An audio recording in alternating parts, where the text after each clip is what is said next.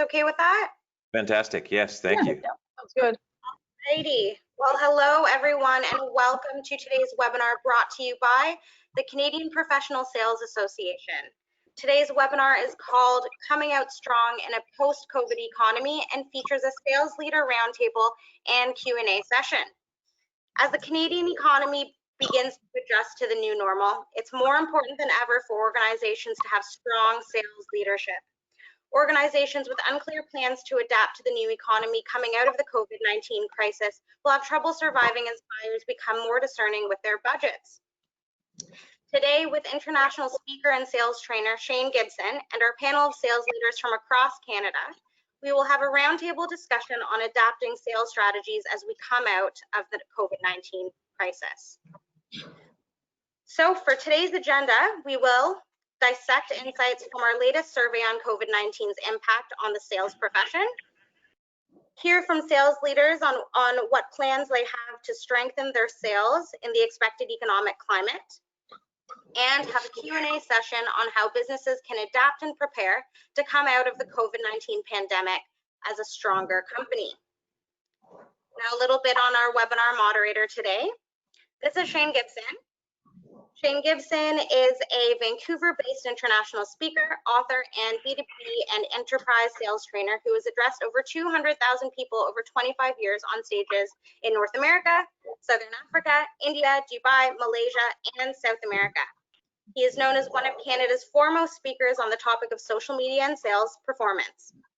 As a trainer, coach, and motivational speaker, he combines a diverse background in Salesforce leadership, new entrepreneur development, and extensive sales and leadership coaching.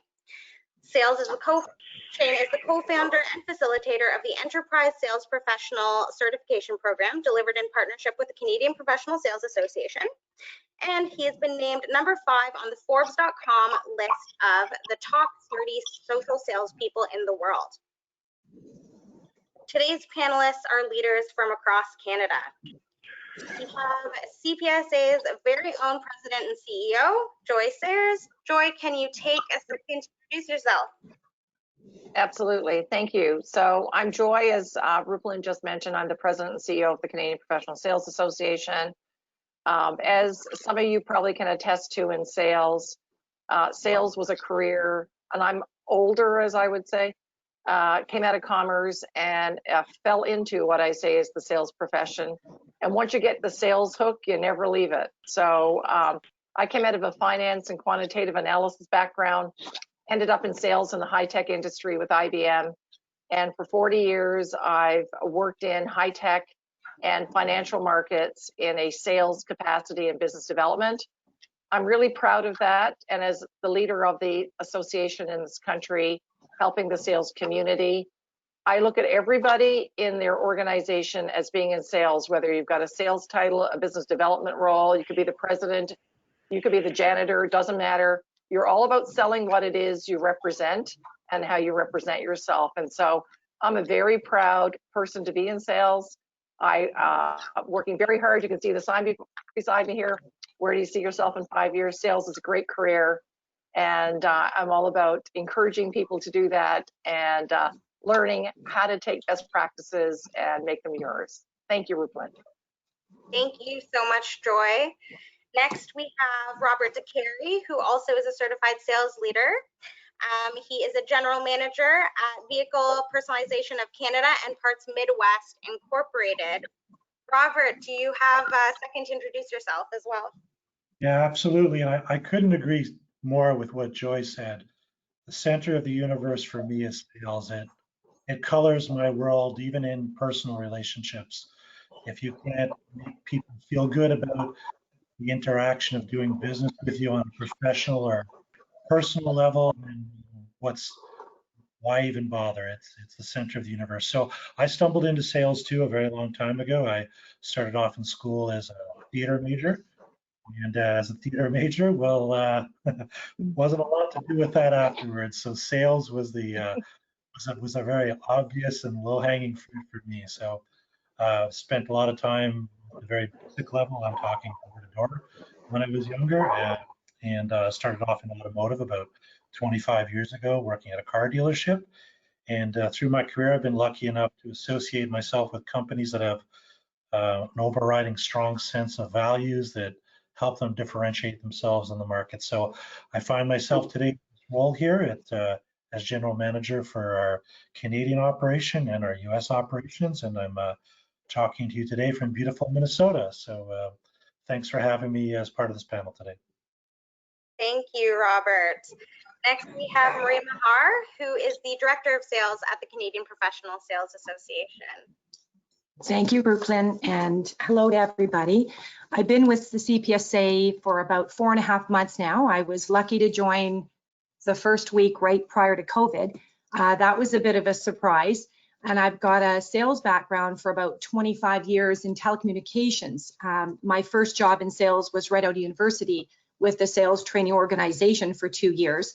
So I found my way back here again because I've absolutely got a passion for curiosity, understanding how the dots connect within a business and what we can do to help enable them. So I love the contact and the constant research that you're encouraged to do when it comes to sales. And I really appreciate the relationships by being able to connect with all types of businesses in sales. So I definitely have a passion for the training aspect coming from a profession.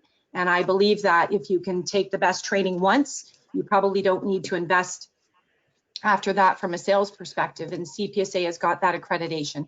So thanks to everyone for joining today, and thank you, Rupert. Thank you, Marie.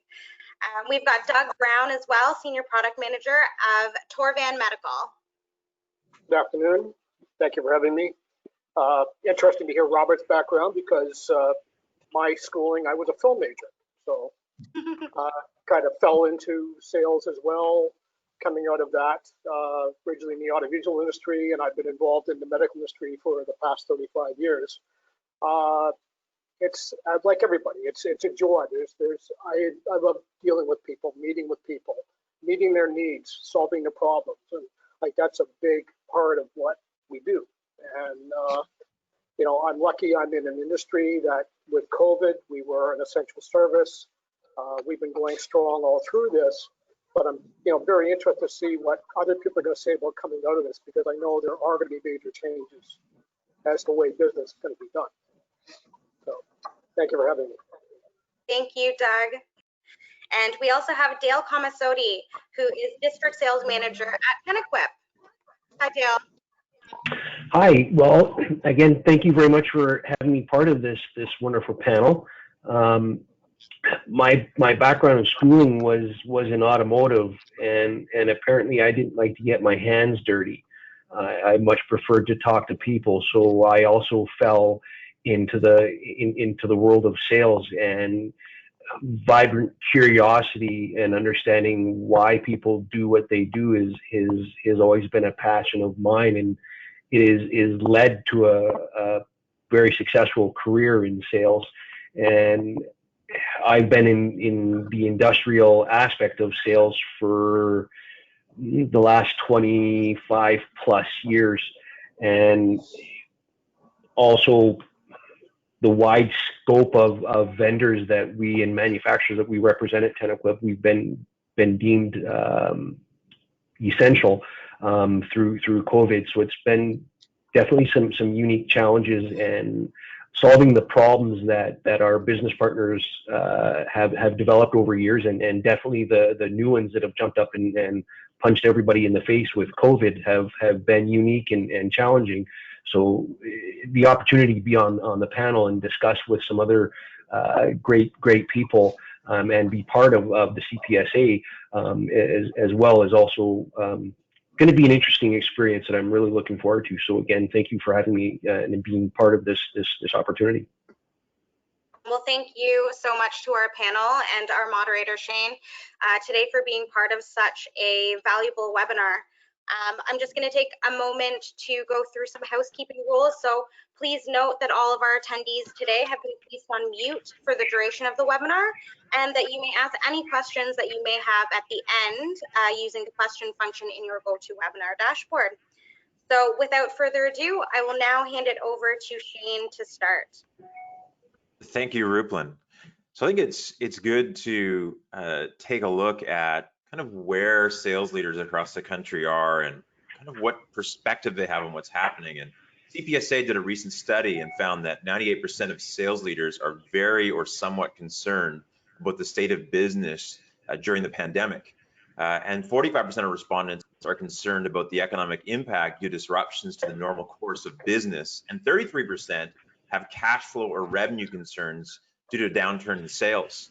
I also know that just talking to my clients and working through the major challenges they have, one of the even challenges like moving your organization to a real digital first environment, because all of your customers are now essentially wanting to engage with you remote if at all possible. That alone has provided a challenge to the majority of my clients, and it's a steep learning curve for many. So I know depending on our industry, there's some really unique challenges. And so what I want to do with these sales leaders we get on the panel today is dig into some of these challenges and look at how they're impacting them, but also what the unique solutions they found around them are. So let's, I've got my first question here. So my first question is, over the past month, how concerned have you or your business been about the COVID-19 outbreak? And I'll start with Joy. What's your concern look like over the last month? Okay, so I think, we went into the COVID. I know the exact date, and I know you all do as well. March 13th, I had my all hands meeting with my staff, and I said, when you leave the office today, take your laptop, take whatever you need to work. We thought it was going to be 30. I said, let's max out 60 days, guys. So I think you would all agree on the panel, like we had no idea it was going to be this way. So we saw at the very beginning, particularly in the business that we're in our association, our members are focused on the benefits through hotel partnerships and various travel benefits. On the other hand, our big focus has been on professional development for the sales community. And we really focused a lot on doing that in person. So public courses, private on-site. And so we saw a huge hit immediately to the bottom line. If you're asking about the last month, which you are, what we've seen is a change in behavior. We've seen that people are now starting to go back to work. And as you know, across Canada, I'm in downtown Toronto. We're still not in the phase where, I'm in my office building. I feel very safe and comfortable. However, it's not, widely open for people to be here. There are other parts of the country where it is more acceptable to be there and governed by the health authorities. But we have noticed in our business that in the last month, people are feeling more comfortable with their safety. They're feeling more comfortable with wearing masks. They're feeling more comfortable that their health and well-being is looked after. From a business perspective, interesting, last week I got some statistics from our benefits and partnerships lead, and we're seeing that from even a hotel perspective, we're getting 50% occupancy at hotels, 70% in some provinces. So if you think about it, people aren't traveling outside of Canada, they're in the country. And we're seeing that people are all of a sudden getting out there, being a bit more free, opening themselves up. So in terms of business for us, we're seeing that people are renewing their memberships where they weren't sure what they were going to do. They're feeling a little bit more free about that. They're feeling a bit more comfortable with doing online programs and learning and development. And so in the last month, we've seen a huge shift in people's mindset, that people in the country are feeling good. What do I worry about? And we can talk about that a little bit later. Is there going to be a resurgence or what might happen? So there's a little bit of a damper, but we are seeing that the loss of business has stopped and that things are starting to move on a very steady upward stream. Yeah, fantastic. Yeah, and I think that the willingness to do some short-term planning anyways is there. Like they might not want to commit to something in January, but they're willing to look at this window and take action, which I think is a positive note, right? It's good for the economy. It's good for our psyche, right? As sales professionals, entrepreneurs, citizens. So Robert, I'd be curious to hear your perspective. You've got a unique perspective because you're a Canadian. Up until recently, you were in Canada. Now you're down in the US. So I'd be really curious to see and hear, sort of what concerns have arisen over the last month within your business and industry, on both sides of the border. Well, it is kind of unique because I've seen both worlds, Canada and the US, and while there's some, similarities, there's also some vast differences. I can say from a business point of view, it's not as dire as it was a few months ago. We're tied to the automotive industry, so as the OEMs shut down production in their facilities, that's where we took a big hit and a big dive. June was a good month for us. July was even better. August is off to a great start. So our focus is really more around how it affects the mental and emotional health of our employees. We're more concerned about, for those that fall into two different categories, believer or non-believer, for want of a better descriptor.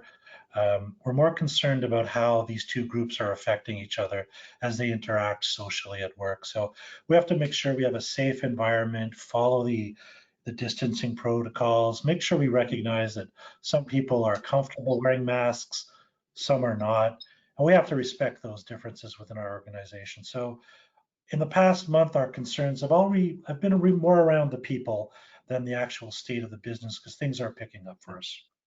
Yeah, and it's fantastic because investing in the mental well-being of your people, that really translates into the well-being of your organization over the long term. So, I mean, it's a good humanistic approach, and it's a good bottom line approach. So I appreciate that very much.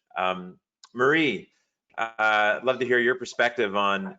It seems like both the first panelists kind of answered the first and second question a bit, so maybe we'll combine this because it seems to work better. And so, because we're all reading ahead in our notes, essentially. So what's been happening for you in the last month as far as concerns, and primarily, what's the big concern for you and your company? I would say a lot of the concern is around when the COVID impact will end. So we're building our plan a little differently in a good way. We've been able to look at extending different partnerships and channel partners that we've developed throughout COVID, which is a really good exercise for us from a sales perspective. So we've taken a look at things in the first couple of months where we were more concerned about things being delayed, and we've turned that opportunity into developing new relationships and partnerships with alignment through different businesses, different government organizations. So I think that for us in the past month, we put our foot to the pedal on that, and we focused on trying to come out of COVID in a healthier perspective, and realizing this may happen again in Q4. So we're changing some of the activity we're doing with some of those other relationships. I'm still concerned about when it will end, so we need to have this contingency plan to make sure that some other good activity going to build the volume of work we're doing.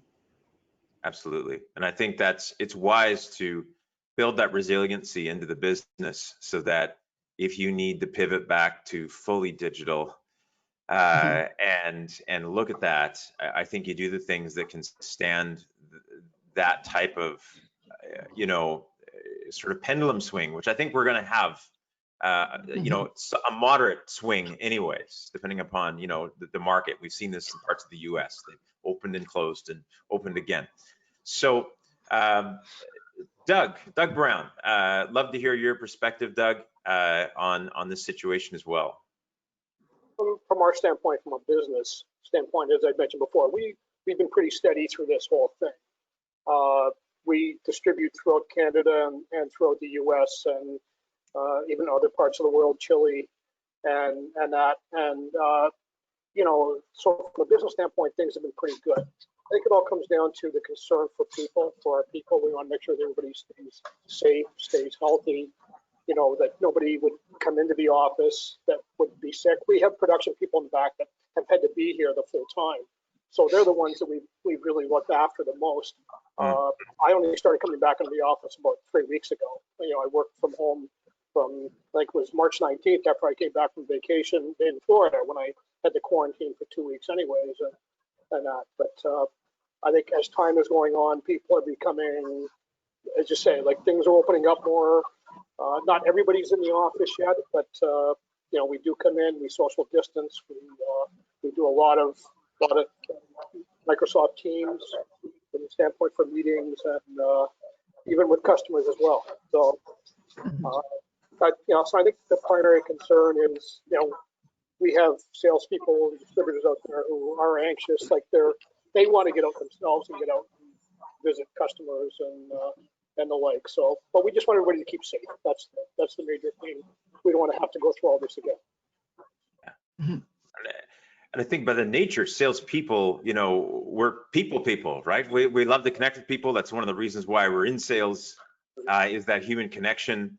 And so it's difficult. And I've seen that within the sales organizations I've been working with, is some of the sales pros have done absolutely fine just sitting on the phone all day talking to clients or doing video, and others, their productivity has been struggling. And when you dig into it, it's that lack of human connection. They really like being around the office. They like connecting with customers. That's why they chose the career, right? So there is some adjustments that are needed. Yeah, absolutely.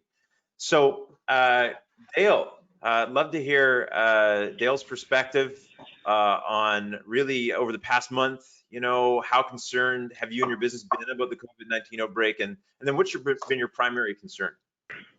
Well, over the past month, we got locations across Canada, and over the past month, we have unlocked our sales force across Canada, where they've actually been allowed to get back out and start seeing customers on an as needed basis. Certainly our customers are not. The social visits aren't happening anymore. We've got the team has to have a good reason, and certainly not all of our business partners are back up and running at a full capacity. So the dynamics of our consultative selling process has changed a little bit, and have to adapt to it. And certainly a lot of our sales team was certainly feeling a little bit of a chain to the desk syndrome, because they were missing that social interaction of actually seeing their customers too. So there was definitely some concern there, some cabin fever, so to speak, that we had to work through as they were adapting to video calls, Teams meetings, Zoom meetings, and phone calls as we were still going. But more and more customers across the country are starting to open up and getting into seeing them. So we are seeing a real shift in the way that our business partners are also actually doing business, because we have to, you know, our food plants, they're really locked down as to who's coming into their facilities, because they've got to control a COVID outbreak and the potential for one there as well. On our business side, we still don't have all of our office staff in the office. Only our warehouse staff and our distribution personnel are back in there. We still have everybody working from home to help control a potential outbreak there, because that could be crippling to our business itself. On our vendor side and manufacturing side, this is also a struggle, because there's a lot of in the PPE world, there's a lot of unicorns right now. At the beginning of the pandemic, N95s and face masks for regular level 3 masks were unicorns, hot commodities, only available to healthcare workers. Hand sanitizer, Purell, Gojo products, only available to healthcare workers. Where our industrial markets, our guys working in open pit mines, these are, and welders, these are all necessary products for them to work safely as well, that have to find workarounds, and products just aren't available. Now it's nitrile disposable gloves and Tyvek coveralls that have become hard. So finding alternates in different manufacturing and overseas is a concern, and definitely having an impact on everybody. And it's not just our business. All of our competitors are in the same boat as well. So managing the supply chain and keeping our contracts with our business partners. There's certainly some struggles in there.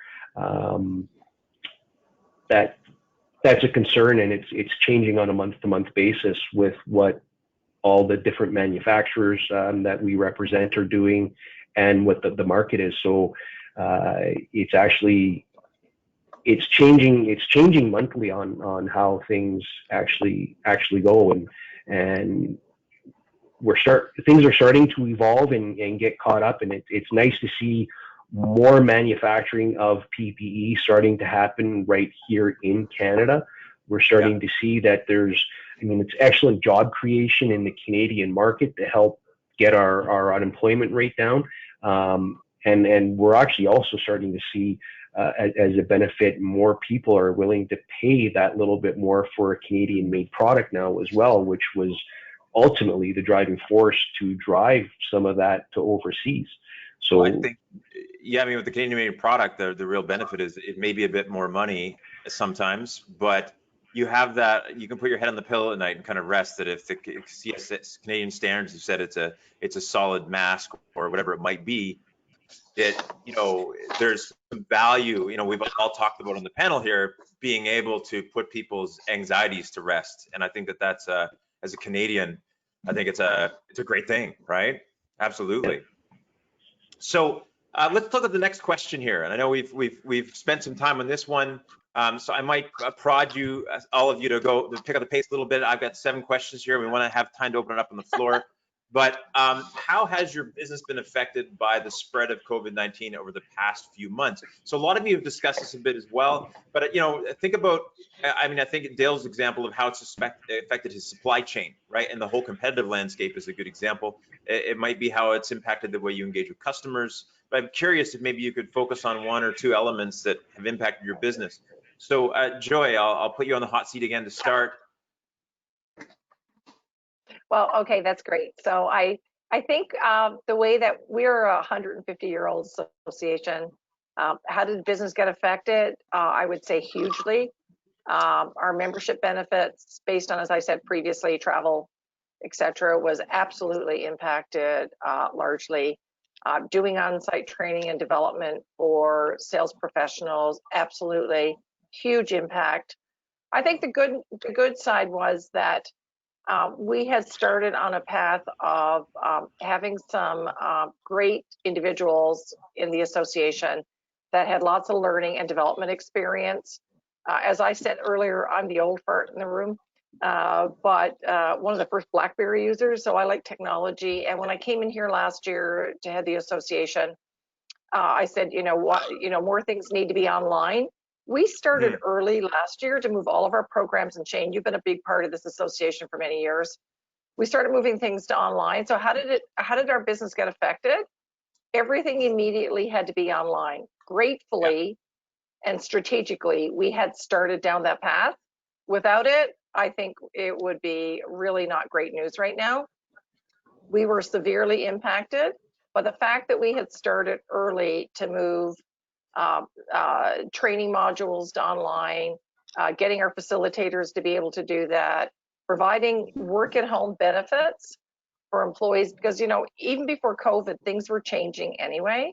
So we had started to kind of do that. So I think the one really good thing is, in this environment, you need to take change, and going forward out of this, and we'll talk about it a bit later, you need to be really agile. You need to be able to take what was done before and not say, this is the way we did it.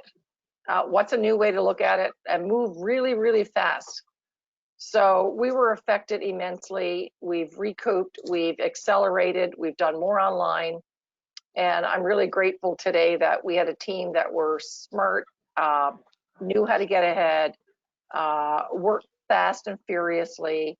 And while we took a downturn in the old traditional method of what we had, we're able to really go quickly, and we're seeing actually an increase now through COVID coming through the period that we've been at. So, as I said, really bad situation at the beginning, but we at least started. And even if you hadn't started, we tell other businesses, just go. Like, Don't say I didn't do this or I should have done that. We'd all like to buy in the stock market before Apple became a big thing. It's Just still go and do early. it, make it happen. Yeah, absolutely. Go And and make it happen. it's still early in this massive shift. You know, we always feel like we missed out, but there's, you know, on whatever, but we're really early. And continuing education and, post-secondary education with the organizations that I'm working with, colleges and universities, they're actually on the increase, especially continuing ed. And so I think that people are reinvesting in there, and I don't want to get ahead of us in the questions. People are reinvesting in training. They are. Absolutely. And I'm a So, big believer in training. When the time is down, invest more, because, if you make yourself better, you outbeat your competition. So sometimes people look at training as, I don't need to do it, it's the first thing cut. I look at it as the first thing you should do. Make sure you have the best educated, smart people moving ahead, because they're going to make the difference and differentiate your business. Absolutely. Don't cut back when you think it's, well, I don't need that. Now's the time to invest and make yourself better. Mm-hmm. Yeah, absolutely. Fully agree with that one. I'll be interested to hear the perspective from the rest of the panel on that. I think they'll probably be singing the same tune. I might shuffle things up a bit here and kind of change the order a little bit. I'm going to start with Dale now, if you don't mind, Dale, and put you on the hot seat and hear your perspective on how your business has been affected. I know that you've talked a fair bit about it, but is there any other areas that you found it's been impacted? Well, and to be short, it's been impacted in a very large way, but also it's been impacted positively.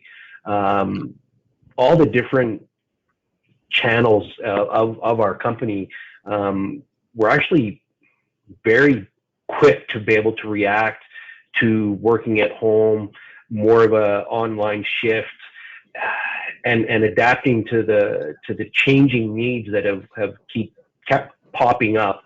And very proud that we are seeing a lot of a yo-yo effect in our sales, due to circumstances that are a little bit beyond our control. But overall, considering everything, it hasn't been as bad as what some of us would have thought it would be. But it has had a big impact. But it's been because of steps and plans that Tenequip has been doing over the last several years for progression and improvement, that we've been able to adapt rather quickly to overcome these. So it could always be better, but it could always be worse as well. So let's think of it that way. And I think if you make the list, right, of all the ways that this shift has positively impacted the trajectory of our businesses, there are a whole bunch of things. We don't think about it because we're bombarded with what's not working on every media channel. But there is a whole bunch that actually has made things healthier for us in some ways, just our outlooks. Prioritizing what's truly important in our business, right? So Doug, I'd love to hear from you, another area that's impacted your business. Well, again, I don't think we've had much negative. We've been lucky. Our supply chain's been intact. I think there has been some positives that have come out of it.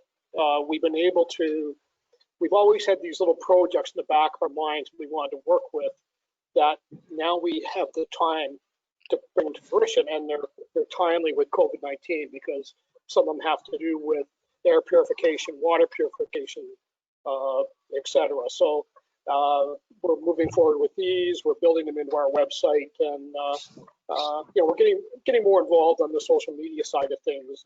We actually did bring someone in specifically for that. Has been working with us since the beginning of July, and has already done some wonders for us as well. So it's been, we had some major projects that were supposed to become down the pipeline. They've been put on hold for now. That's affected a bit, but we know they're going to be coming over the next short while anyways.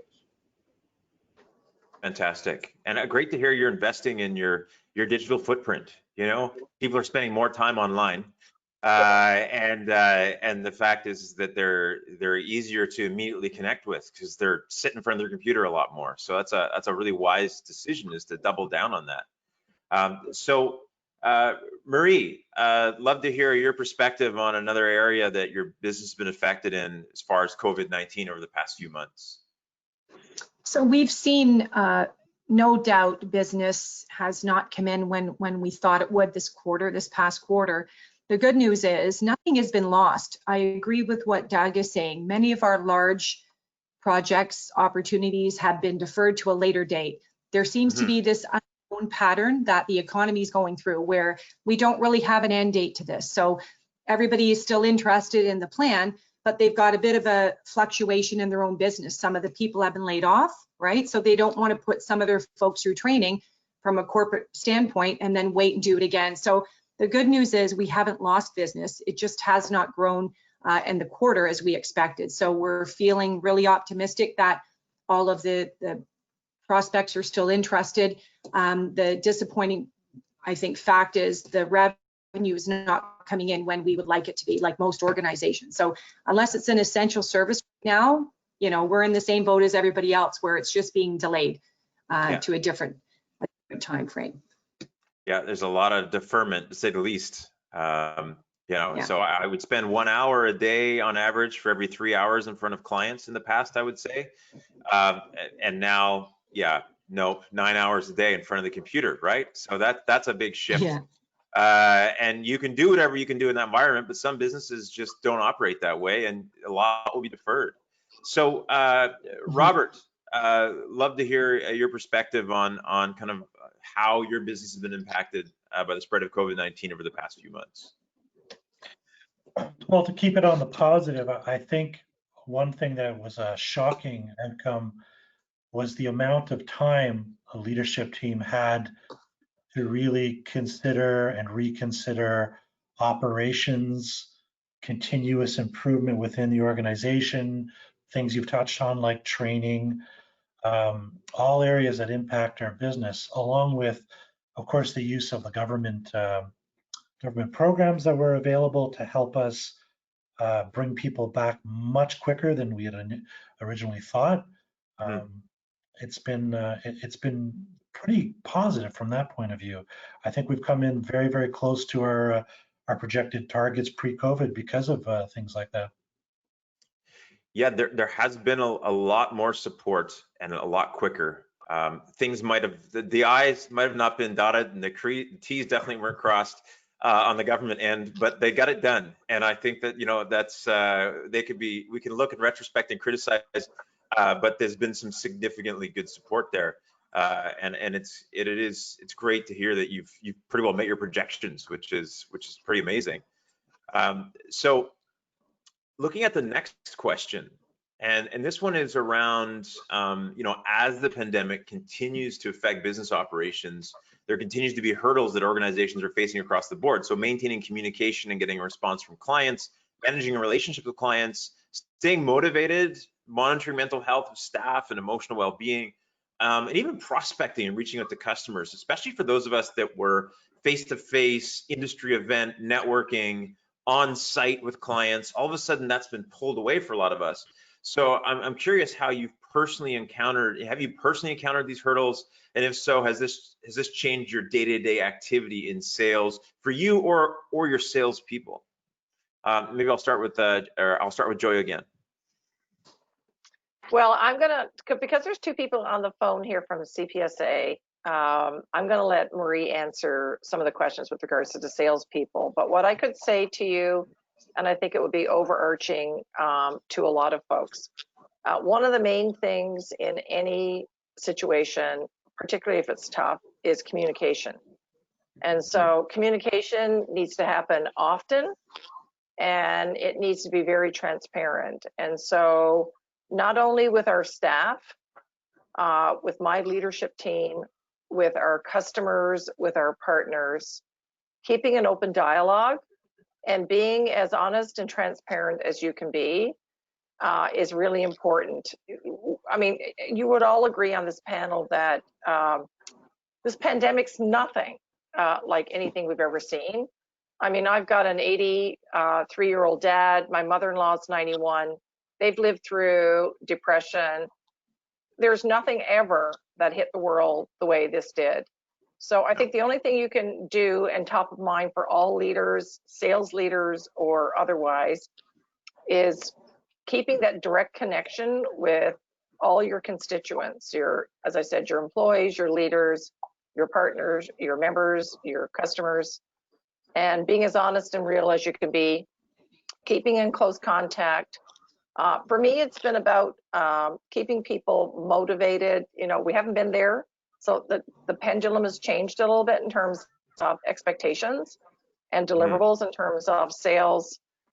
Making sure that people emotionally are doing okay, that they're finding time out of the day working from home to look after themselves, not just worry about their day-to-day sales structures. And we've also spent a lot of time doing some fun stuff. I mean, while we all like to have fun together when we're in an office, we're remote. So we've done things here we call them beer carts. We've done fitness step programs, fitness stuff, just keeping people active. With my senior leadership team, I even started with 8 o'clock every morning. We had a meeting. Get up and get ready. Get up. For the girls, get your lipstick on, get your hair done. Guys, get dressed. Sometimes it was just about, well, we're home now. How do we make that work for us? And it was just about even just getting people up, getting them going, getting them motivated, get started for the day and move on. And so for me, even outside of sales, it was get up, get at her, let's get her done, let's move, get some energy. And so to me, that was one of the biggest things, is the communication, the emotional well-being, making sure people are safe.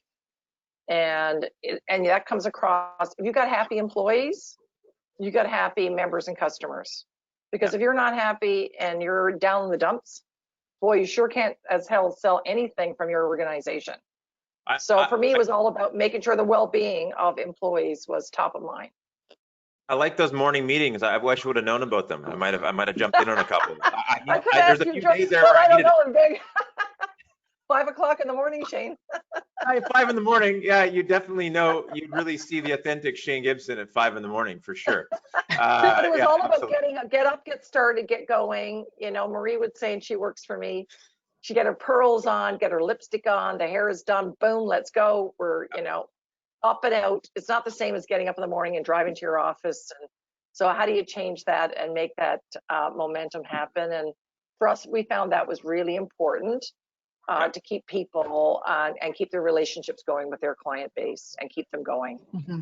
So, Marie, what do you have to add to that from the perspective of the individual in the organization who's on the front lines, and your primary, action is to connect with stakeholders? How have you felt these things impacting you? I would say that I saw everybody leading, and we had strategic meetings about this. They led with empathy every time. If it was an email to connect with the customer, it was about checking in to see how they were doing, how their business was coping before the business conversation. So I think that's part of what we train, right? Is that consultative interest in the actual well-being of the person and that customer. So all of the communication, we had a communication plan where the reps would have regular contacts without trying to, impose on the customer, because you didn't know what they were going through in their business or them personally. So they were really taking, I think, a courtesy call first to check in to see how things were. And then they would get agreement for that follow-up. A big part in sales is saying, how often can I reach out to you, right? So we would get a read on that to make sure that our communication was always done with respect and empathy first, understanding that there's a lot of changes going on with people personally from a financial perspective, as well as their business. So it went very well. We got a lot of, I think, credibility with that relationship with the customer. And internally, what we saw was a lot of the hierarchy, which is very common now in large corporations, it's starting to diminish, where you have the all hands call. Everybody seemed to be on the equal level, and a lot of transparency, I think, we saw throughout the process. That was encouraged to make sure that everybody was okay. I personally we had the leadership call every morning at 8 a.m., but I had one-on-ones with everybody scheduled, as well as a team wrap up at the end of the day, just to check in. It was about them to make sure the day went okay, to find out if there's any support, and honestly, to get a read on how things were. So I think it all came about the people first. And why I think a lot of it is the business is just deferred, right? It's Yeah. not lost. It's just delayed because of the way we approached it. And I think it's the business itself, in the way we envisioned it, might be lost, like the revenues or the specific deal. But what I'm hearing is the empathy and the relationship and the investment means that the revenues aren't lost over time, that the Yeah. business relationship is intact, that in fact, if you make it through together with that client, that Yeah. there's actually something to be said about that, right? The partnership aspect. So I think I'd like to just ask now to hear from Robert and Robert and how, you know, in this area of even like reaching the right customer, you know, I'm sure your team is working on that, and keeping them motivated and managing those relationships. You know, what hurdles have you found there, or what ways have you overcome it? I don't think I can add more to what Marie and Joy have already said, except maybe just point out one other area where I've noticed for those companies that have, different departments like an outside sales team and inside customer service. And I agree, you can't possibly over communicate as long as you're not flooding their inboxes. But one thing that I've seen, especially through emails, is an increase in sort of exaggerated language that's being used in order to try and make the point for what your needs are as an outside rep or as a customer service rep or as a customer. A dramatic increase in over exaggerated language, as in, this always happens and every time. Along with that, I just wanted to point out that um, because these departments are sociable animals, or social, and they like to interact as much, and getting together face to face is so difficult. I do see an increase in, we'll call it friction, or more of a tension between departments within our own companies, and Hmm. having the time to be able to address that now is once again an added bonus to that. But I think everybody should be aware of that. We see this a little bit more often now due to COVID and their lack of ability to get together. It's a little bit more difficult to be as tense when you're looking somebody eye to eye, as opposed to through an email or a voice message saying, "I need this now." That kind of interaction is really what I'm seeing an increase on. Yeah, that's yeah, absolutely. I've experienced some of those emotions myself, you know, and it's we're isolated, and when we are missing pieces of the story, we make them up, and that can really, you know, accelerate things. So yeah, I guess playing referee as a leader, and getting people to tone it down is you know, a skill set we've always had, but it sounds like you're using it more, you know. Yeah, that makes sense. So, Doug, on your side, what have you seen? I know, you know, you've been full steam ahead through this whole process, but I'm curious, you've had to probably maneuver a bit on the way you're approaching the market with your team. What So shifts have you seen? that's the big thing. So, as I mentioned, we have some products we sell through distributors. So, I'm not really involved so much on the sales side of that, but we do have direct sales here in Canada, and it's just communicating. You have to be a mentor. In a lot of cases, we have a couple of newer people to the industry, so for them right now to try and reaching out to the right customer, they don't have the background where somebody is going to take a call from them. So trying to find ways to help them to do that is important. We have a young chap in Alberta who is, we just love having him, and he's actually taken the bull by the horn. And the only thing we just want to make sure is that he's not being too aggressive and upsetting people, and so that they don't want to talk to him. That's the other thing. Yeah. So, but he's starting. Things are starting to happen with him. People are listening to him, and he's getting out there. And I think part of it is our brand is there, and that's the important thing as well. So. Great. And like everybody else, I agree with what everybody else has said. It's all communication and all of that it's just very important in maintaining that. So. So thank you, Dale. So what does it look like on your end with some of these potential hurdles? Well, and we've faced all of the hurdles, and not to repeat some of the great suggestions that we have also found from Joy and Robert and Marie and Doug, but to elongate, with our teams working from home, we've noticed that it's a lot easier just to shoot an email for communication. I found that depending on the situation, popping the video chat goes a lot further, or just picking up that thing on the side of our desk called the phone and having that conversation can get it accomplished a lot quicker and a lot easier. And our teams are appreciating that personal touch a lot better. And even if it's involving more people, making it a conference call, it helps resolve things a lot quicker and a lot easier, and bridges that gap, especially when it's with different departments within the organization, or even business partner to key account manager and myself and our pricing team as well. Those little bit of extra steps have really also gone a long way in the current situation with the pandemic, to resolving a lot of things and strengthening that relationship with our business partners. And in terms of finding new prospects and reaching the customers, we've also found that our business partners and our potential business partners are also a lot more open and willing to listen when we're asking the right W questions and understanding the why and presenting the proper solutions to them and being more of a benefit. So we've also found tremendous growth in that aspect as well, by just using these twice as much as this as well. Going back to some of the basics that we've learned through also the CPSA, because we've invested in those programs for our teams as well, and focusing on that. So it works. Fantastic. And I think that's such a great approach, is really, from this perspective, I think there's less tolerance to be pitched in this situation. A lot of people got pressure, they're in survival mode or redirection mode, and they don't want a generic feature advantage benefit thrown at them. They want us to understand their business and find ways to add value truly. Even if the value is just to have a great conversation and say, hey, let's touch base again in another 3 weeks. But I think that's a really a wise, emotionally intelligent way for you to approach your sales.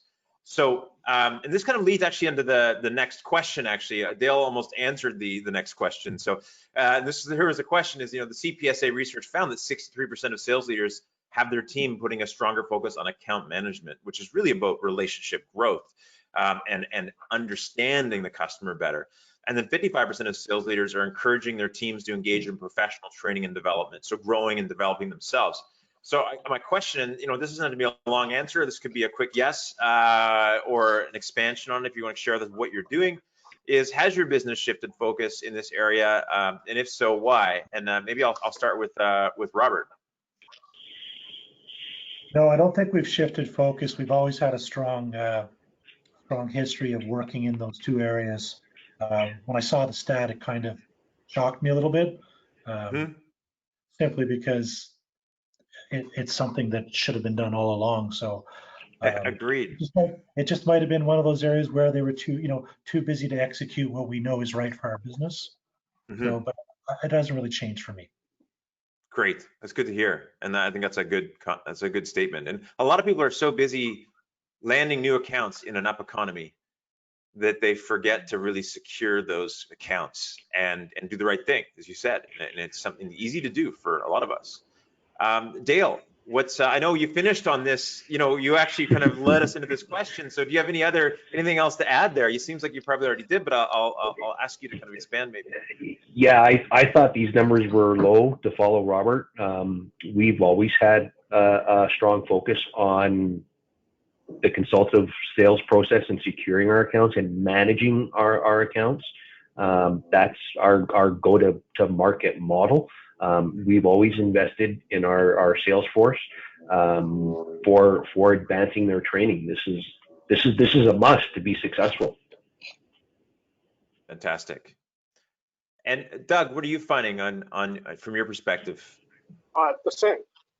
Again, these numbers I do find it, like everybody else has said, I was surprised by them, and you know, we've got a very strong focus on account management already, and you know, we encourage people to, you know, professionally train, you know, get development and training as well. So they haven't changed. Well, you are a handpicked group of sales leaders from across the country. So, you know, we might have stacked the deck with people who've been investing in best practices already. Yeah. And I'd be interested to see smaller size organizations that are, you know, less structure, less maturity in their sales process might find that they're much more ad hoc at this, right? And I think that's, you know, maybe what's going on with this data a little bit. I'd be curious to hear Joy's perspective on this. Yeah, my perspective is completely different.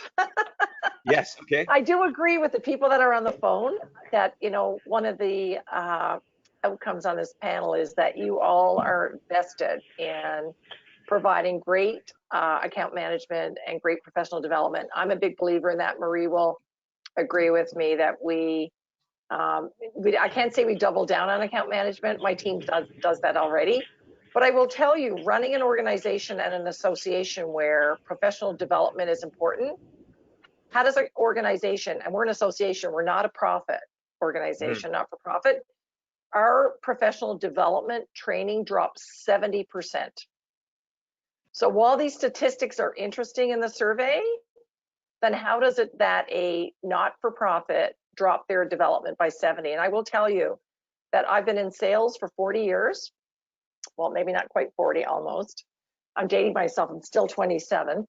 But you can all laugh at that one. But I will tell you that your firms have invested, and Dale, I mean, I look at Tenequet, you know, you guys decided that to make a difference in your organization and with your customers, you've invested time and money into developing your team, as the rest of you here, Robert and Doug.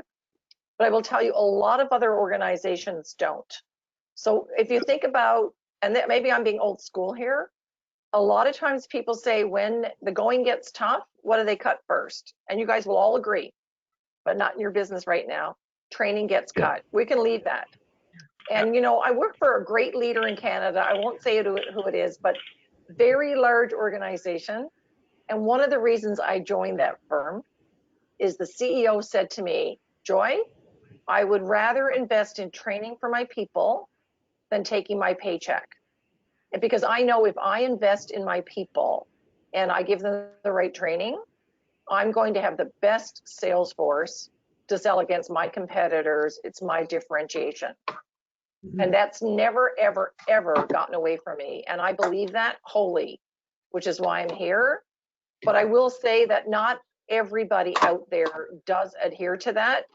And it's so important to know that if you're going to be out there selling, I don't care what industry you're in or what role you're in, if you're not professional and you don't provide value to your end user, your customer who's selling to their team in the best possible way, then you're not doing yourself a favor or any of your members or customers. So I would say this is an interesting number, 55%. I would venture to say, and this is not a survey, and I know we produce the survey with help from our members, that the general populace out there does not do that. And I do think that's a challenge. And I think it's something that still needs to be addressed and needs to be done to encourage the development of the profession in Canada for us. Yeah. That's my personal belief, by the way, based on my years of experience across industries. Several years back with the CPSA, we did a survey on social selling. And, you know, the response came back that, you know, over 80% of people were using it on a daily basis. And I just know that not to be true of the general sales population. But the reality is with CPSA members, it was. And I think by the nature of the CPSA member, they're investing more in themselves already by their members. Marie, what's your thoughts on this? Do you have anything to kind of echo or add to what Joyce had to say? I agree with Robert, Dale, Doug, Joy on all of this. So part of our, I mean, you know, I am a big supporter of account planning. I'm a big planner in account management. I do believe that that's where your account strategy needs to be and your time spent. And I think it's a differentiator when you're up against the competition. I'm surprised at those numbers, and I like your comment about the smaller business, and maybe that's where it applies. And I will quote that when we did our study a couple of years ago, 40% of the people had never had professional sales training that were in the sales profession. So we did that survey a couple of years ago to try to understand what the demographic looked like, where the opportunities were for sales professions. So it would be really nice to know a little bit more detail about where the 55% came from.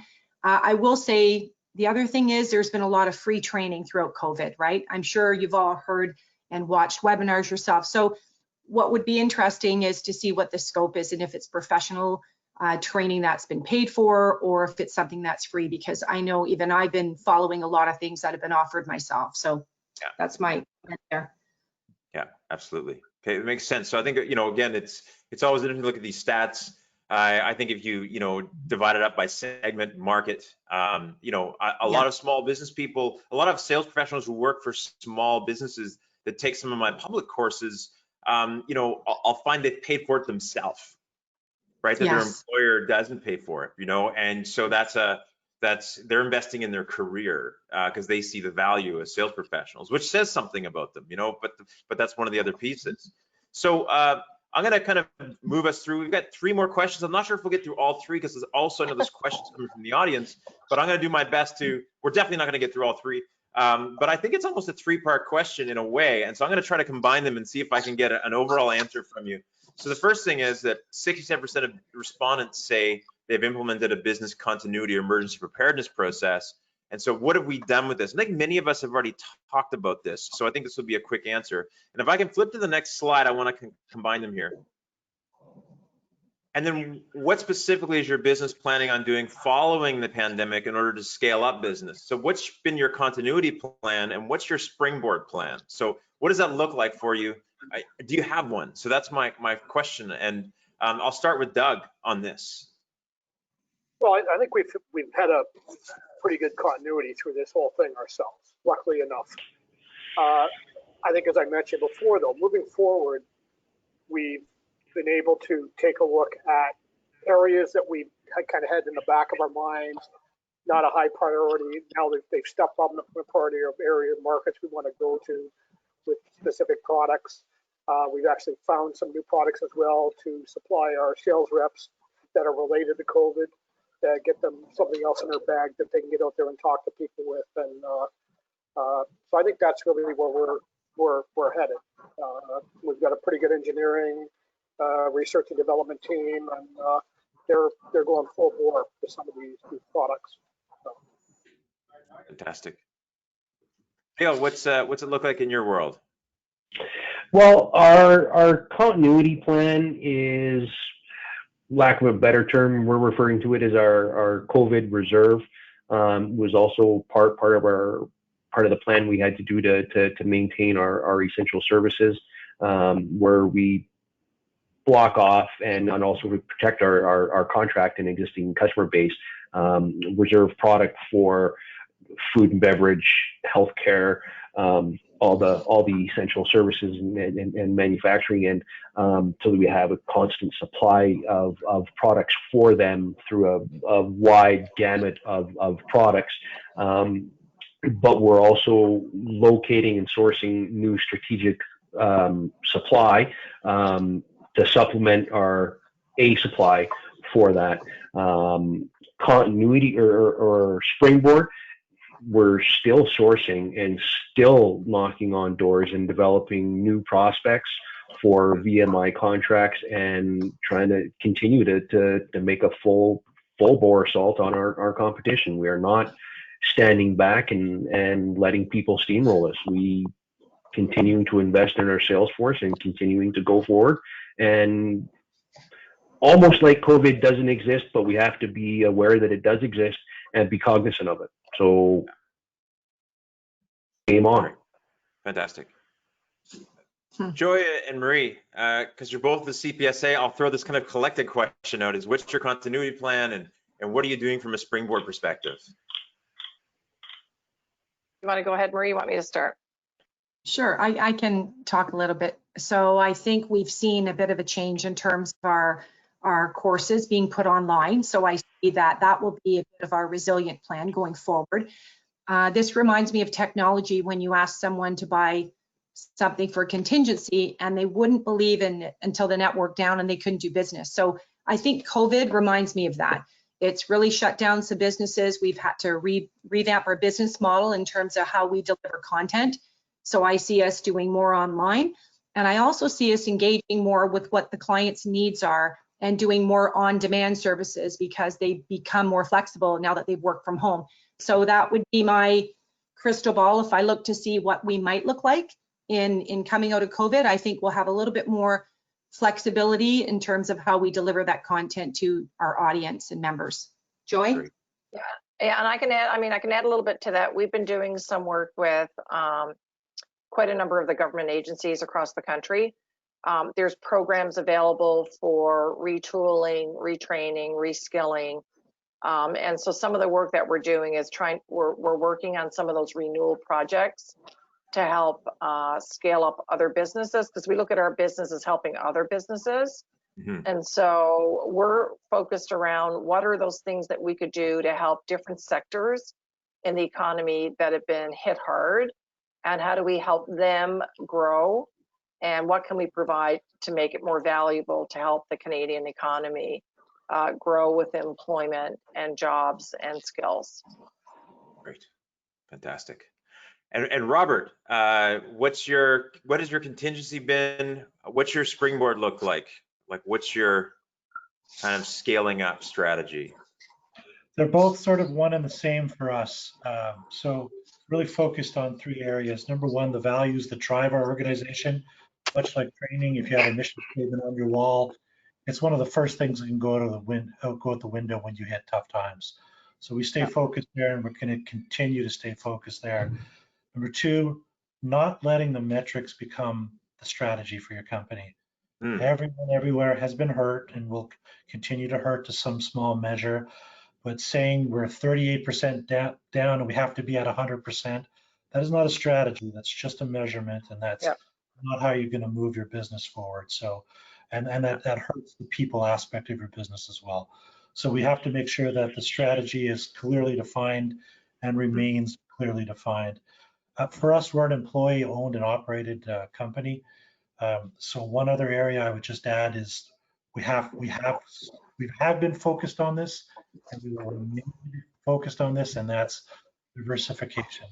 If your business is selling grommets and you love grommets and grandpa was in the grommet business and you'll always be in the grommet business, good for you. But if COVID has taught us anything, now's the time to reach out to another line, another product, another division, another area in which to grow your company. Just don't fall so much in love with your company line or your product that you're going to limit yourself. Down here in the US, they have a bus company as part of our organization. We went out and bought another product that disinfects buses and schools, and it's a spray device, whereas it would take 2 hours to clean and now it takes 20 minutes to go to your office. So there's a really good example of looking at something to modify your business model. It's business 101, but we seem to have forgotten that over the years, I think. No, I think that's fantastic. And it was interesting because I was last night on the phone talking to a senior business development person who is out of work due to COVID, who I've known for years and worked with them. And I talked to him about, approaching organizations that don't have job openings and pitching them on a position specifically for him with his skill set that he could help. And he's like, oh, how open are people going to be to that? And I'm like, if there's any time that you want to try something new, it's now. Because when someone says, well, we've always done it this way, it doesn't matter. Because what worked before, we're in a complete reset in a new environment. And so I think that creativity and that willingness to say what if is part of our survival, Absolutely. So, final question, and I know we went over some questions, so this is a really quick question, is, and I'd like literally to be like a 20-second answer here, so this is like a hot seat here, and then I want to open this up to the floor, is what do you expect to be most different once things return to normal? And whoever wants to jump in, whoever's got it top of mind here. Can I go? Yeah. Go ahead, Robert. Sorry. the new normal, that I hate that phrase. I can't stand it. Yeah. So the only thing I would like to say on this topic is hopefully when we return to the new normal, that phrase disappears. As leaders, it's not up to us to wait for the new normal. It's up to us to create it. And I think what we can do is make the new normal a lot of what we used to do, along with the improvements that we all talked about today. So I'm just hoping that phrase dies.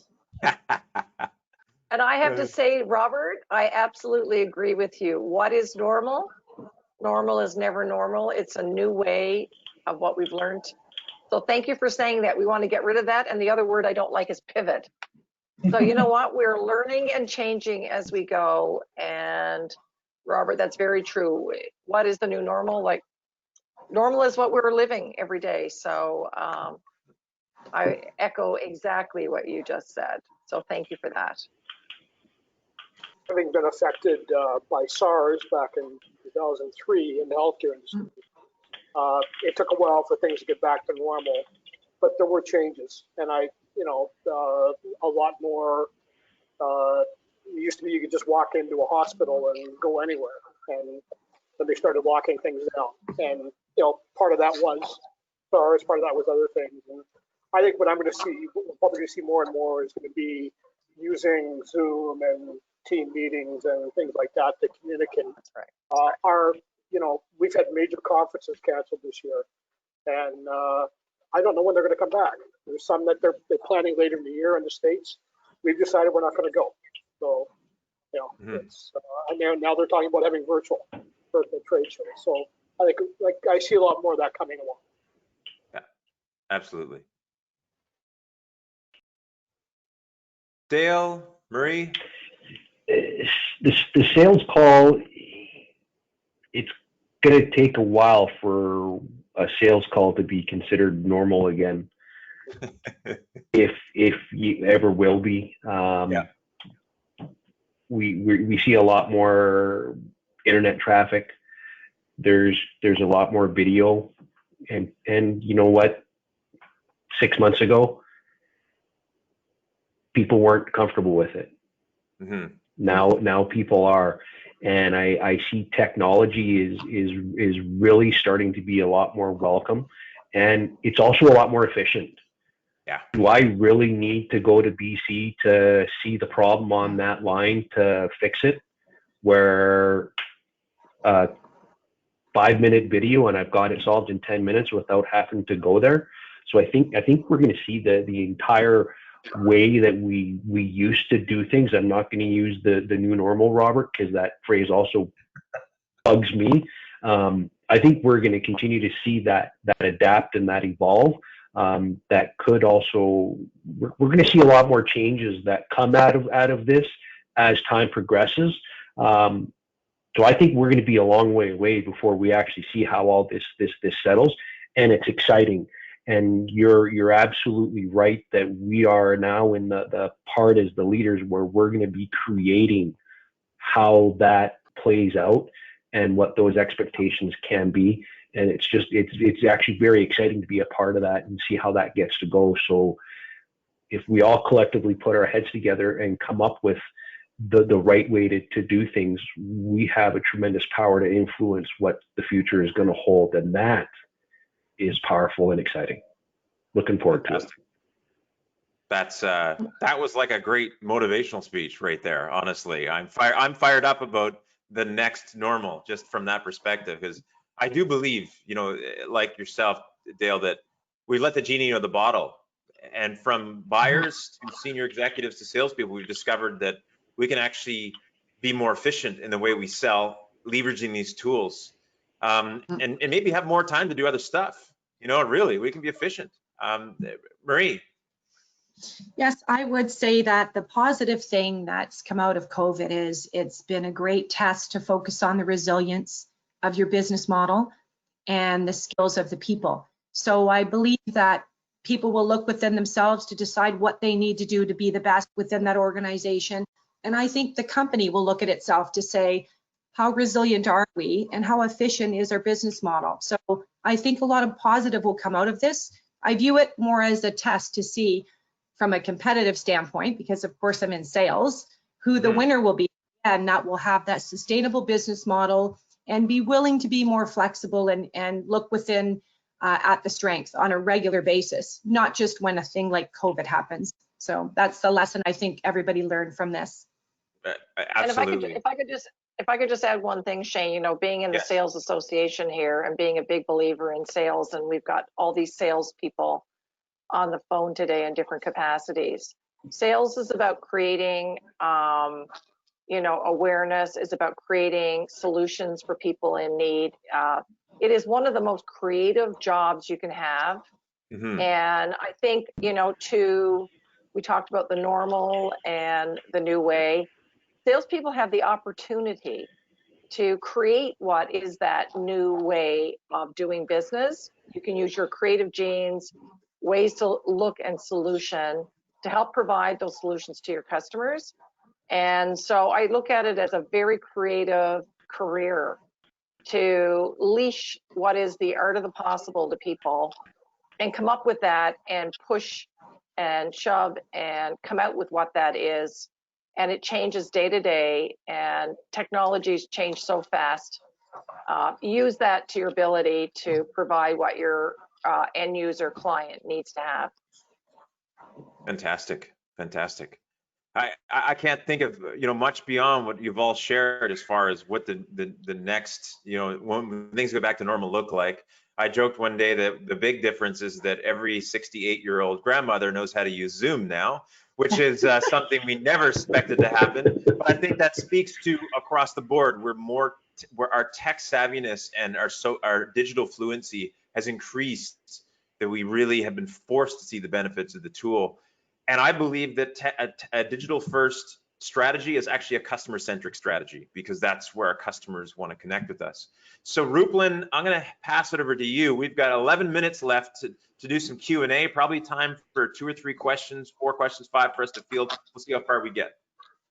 Thanks so much, everyone, and thank you so much to our panel for such a fantastic and informative webinar today. We do have, like Shane said, 10 minutes to answer some questions, so I'll get started now. Here's a good one. In addition to virtual conferencing tools such as Zoom, GoToWebinar, what sales technology have the panelists been using more since COVID-19? So I can answer that. So I would say internally, anybody that's using Microsoft, which is probably 99.9% of people, right, that run a business are using Teams for internal discussions. And I think external calls, anybody that's got some type of a unified communications installed would be able to do that using Zoom or a third party. Yep, I agree. We use Teams and Zoom and GoToMeeting.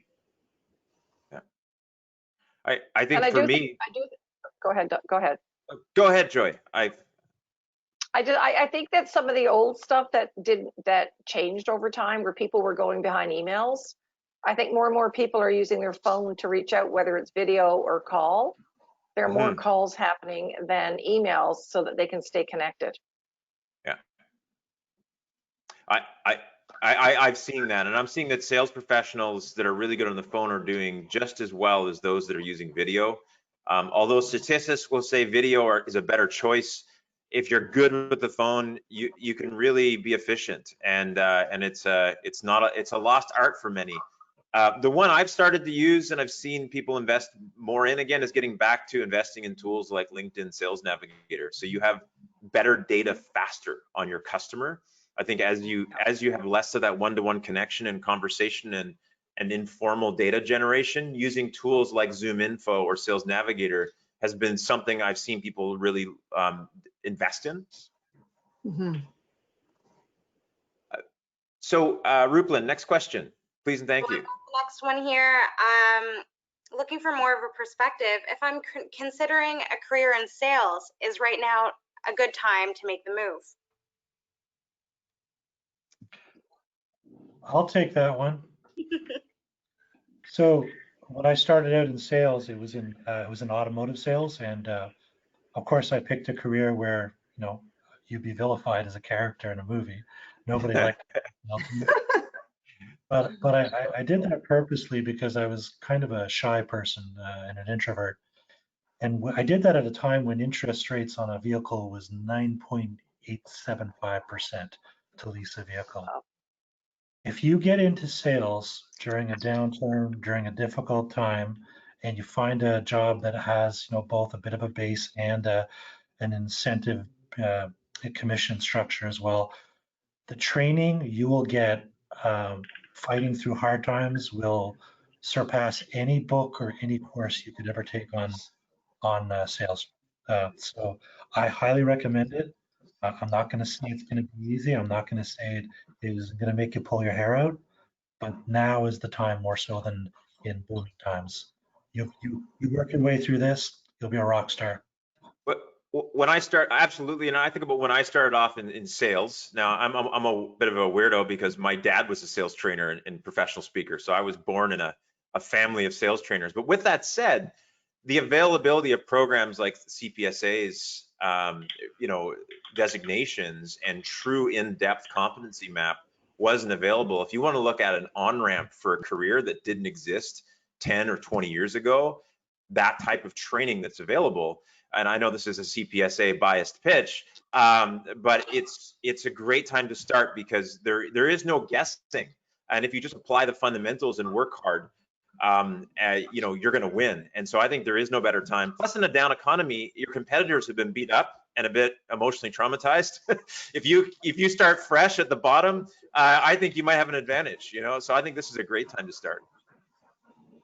And I think I would agree with the fact that sales is in every type of industry and organization. So the one very positive thing about a sales career is once you get the basic skills down, you can apply that in any industry you're interested in, because every business has to have a sales force to run their business, right? So it's an interesting position to be in, and you've got a lot of flexibility regardless of what industry interests you.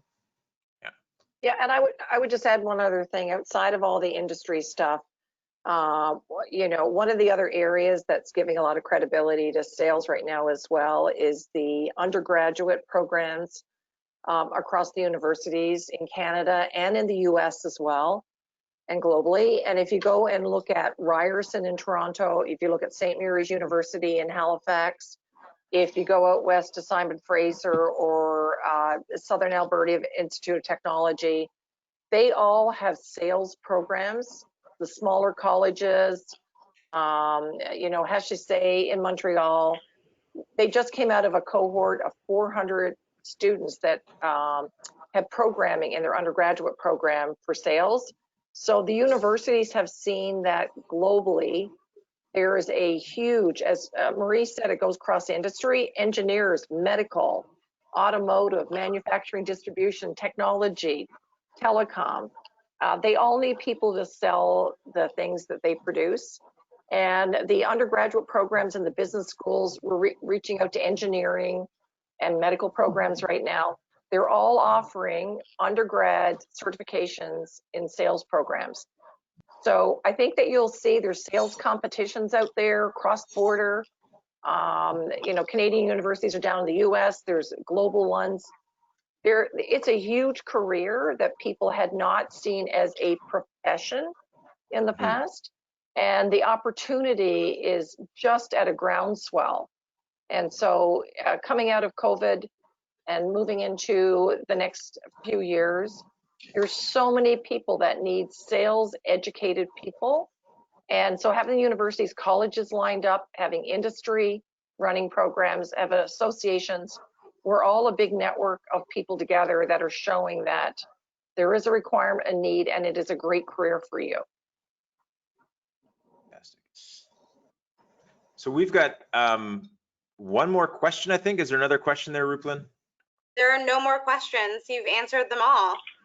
Great. Well, I think that, sales, kind of piggybacking on what Joy had to say is I've seen this I have a monthly, well, not right now, obviously, but I had a monthly networking event in Vancouver where we'd have between 60 and 150 sales professionals come out with guest speakers, and we'd have some cocktails and network and meet each other. And what I found interesting is, it's taken different forms, but it's been around for about a decade. And if I look at who was going a decade ago versus who's going now, it's just that. It's young people in their 20s are like half the room, and they're excited about seeing sales as a true profession. They're researching it. They're looking at what companies to work for, who's going to help them grow. And it's actually seen as a legit, valid career, not as Robert said, you know, not an evil villain in a movie anymore, right? And so I think that there is the reality that nothing happens until someone sells something. And organizations are realizing that, and you can write your own ticket. I mean, there's a lot of CEOs. I think Fortune 500 CEOs, I'd read a stat that, you know, over half of them come from a sales background. So there's definitely upward mobility as well, especially with some formalized education. So I think it's a really valuable career. I'm of course a third generation person, so I'm totally biased. My grandmother taught my dad how to sell, and then my dad ended up being a sales trainer, and so I can't get away from it, but it's a great career and it's evolved so much. So I'm going to hand it back to Rublin to wrap things up. For sure. Thank you so much. I want to thank everybody on behalf of the Canadian Professional Sales Association. Doug, Shane, Dale, Marie, Joy, and Robert, thank you so much for taking part in such a valuable webinar for our sales community. And for any upcoming webinars and sales training you might be interested in, please stay tuned on cpsa.com/calendar, and you will find everything listed there. For everybody who joined us today, thank you so much and happy selling. Have a great day. Thank you, Shane. Thank you very much, everyone. It was nice meeting you all. Everybody. Bye-bye. Bye-bye.